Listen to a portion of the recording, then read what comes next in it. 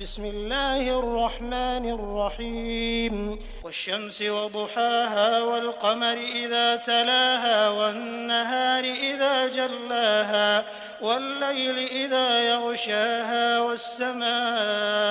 وما بناها والأرض وما طحاها ونفس وما سواها فألهمها فجورها وتقواها قد أفلح من زكاها وقد خاب من دساها كذبت ثمود بطغواها إذ انبعث أشقاها فقال لهم رسول الله ناقة الله وسقياها فكذبوه فعقروها فدمدم عليهم ربهم